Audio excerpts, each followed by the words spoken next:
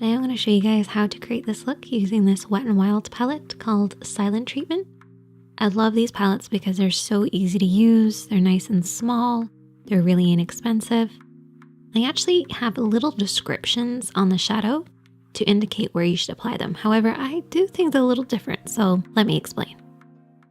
So I'm going to start off with the blending brush, and we are going to take the shade, which is a transition shade. So I often refer to a transition shade as the mid-tone.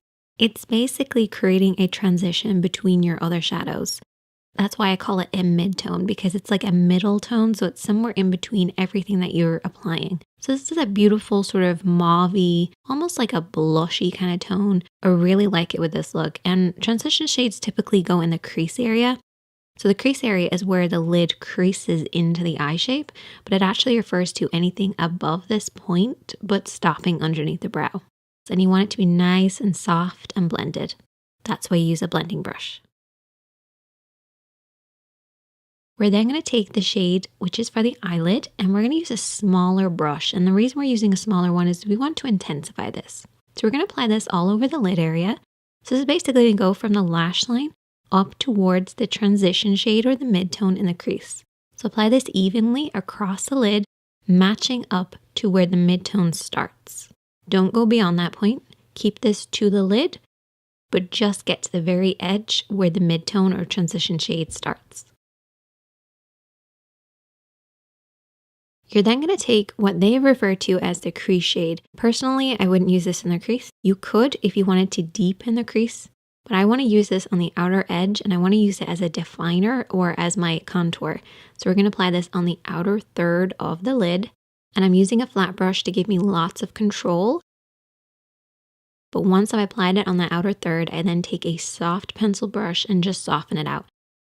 This is actually the same brush that we use to apply the lid shade. That way you bring everything in together.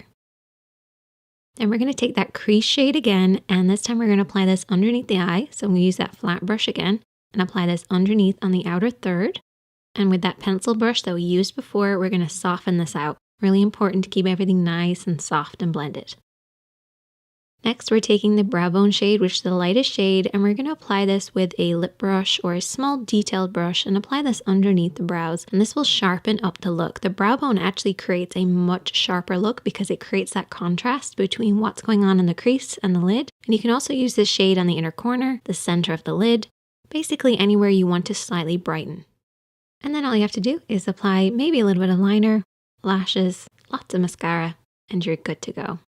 I love the cool tones in this palette. It's really easy to use. I hope you guys enjoyed this, and if you have any other palettes you'd like me to try, as always, I am open for suggestions, so definitely leave a comment. Make sure to check out the other videos on the screen. Hit that subscribe button if you're new here, and don't forget to like.